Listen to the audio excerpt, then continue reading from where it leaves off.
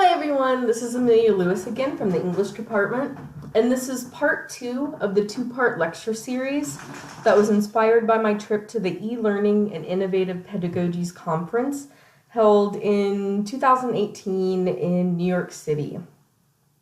So where part 1 talked about hidden languages and kind of that intersection between humanities and computer science, this section will focus a little bit more closely on reliable internet sources and research.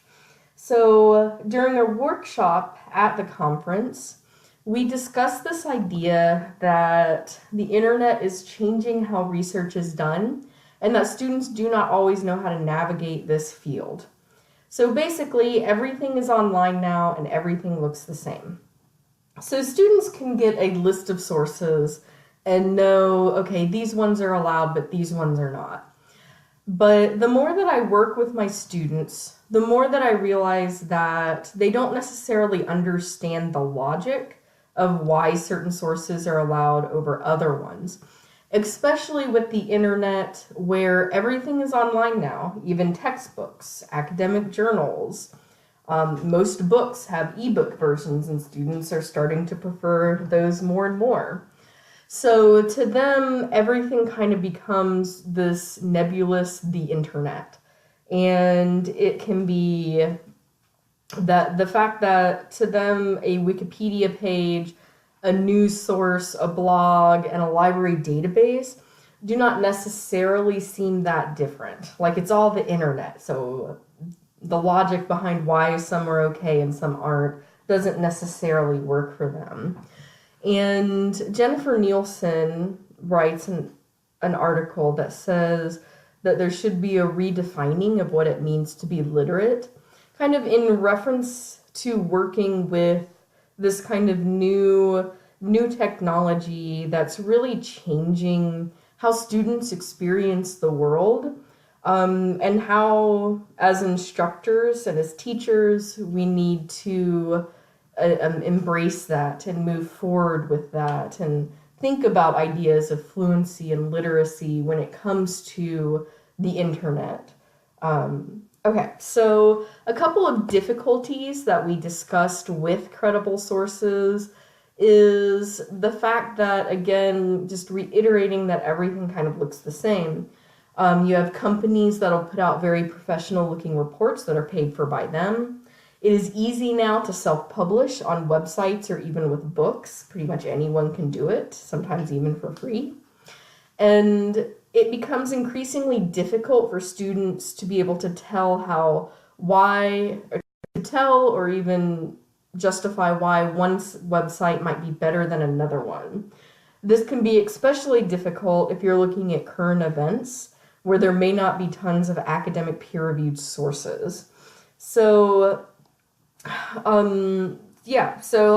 can be difficult to kind of look at all of these sources and be able to figure out which ones are credible versus which ones are less credible. And this isn't necessarily a new discussion, though technology is kind of bringing out different nuances in it, that we have some traditional tests that kind of help us with this.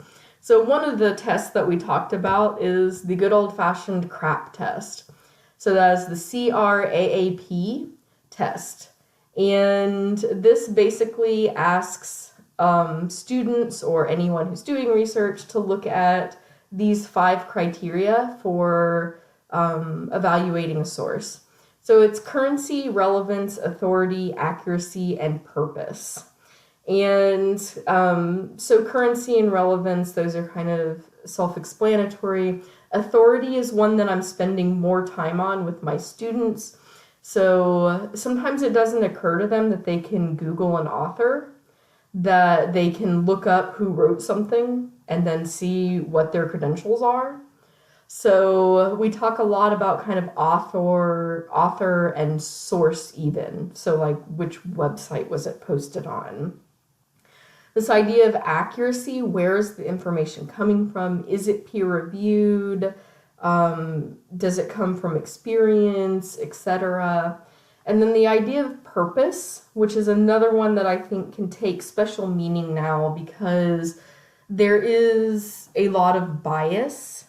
Everything is a little bit biased, but especially if you have students trying to look at current events or current sources and they're going on the internet, there's going to be a lot of kind of very pointed reasons for different articles being published. And sometimes it's hard to kind of see that motive. So we discuss, why is this being written and how can we tell? Where does the bias kind of come in? So this is definitely a good test that you can kind of adapt to the situation, that you can kind of talk to them with research that they're doing the way that they are researching now. So there are a couple of newer resources, though, several that we talked about and played with at the conference. And a couple of those include Hoaxy and Factitious. So Hoaxy is a program that examines and interprets the spread of claims and information on the internet, and particularly social media. It lets people visualize how claims spread and also which claims are backed by facts. So this one actually kind of gives you a visual, a picture of what's happening when a certain claim, like you can look up vaccines, how it's spread, and it gives you a timeline. So this is a good one to kind of play with and start a discussion. And obviously I have linked you to Hoaxy at the end of this presentation, but also in the learning module resources. So you can get to it through there. And they explain their methodology on there a little bit more in depth.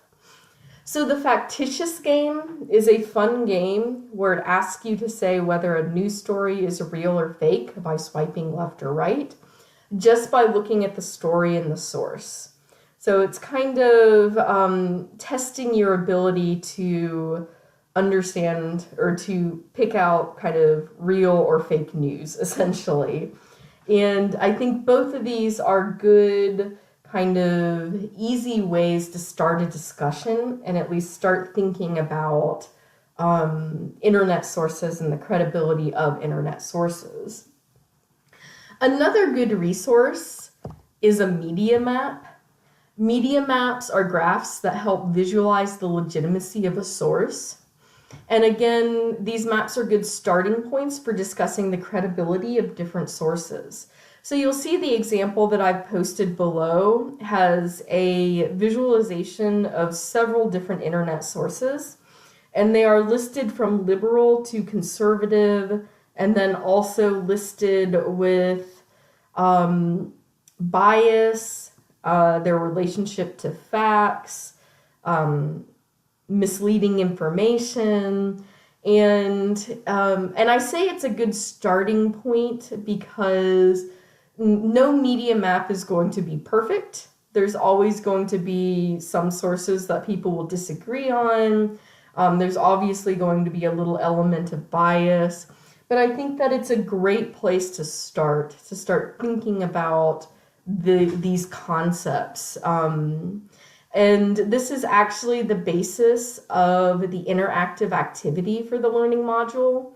So you will move on to that next after finishing this lecture. Okay, so some takeaways or what we can learn is that students need some guidance, particularly with new technology that complicate our relationship to information. And the internet in some ways is an amazing invention because it does open up access to information and access to education in ways that might not have been available before. But with that, there's also sometimes difficulty with discerning the different types of information that exists on the internet. So just in general, students need some guidance in that area. And that being able to tell the difference between sources with high or low credibility is a skill that needs to be taught. It's a type of fluency that needs to be practiced in order to successfully navigate these spaces. Okay, so this is the Works Cited page, and I've also, again, linked all of these in the resources for the learning module. So thank you for listening to this lecture series. And now you can move on to the little self quiz and then also the interactive activity.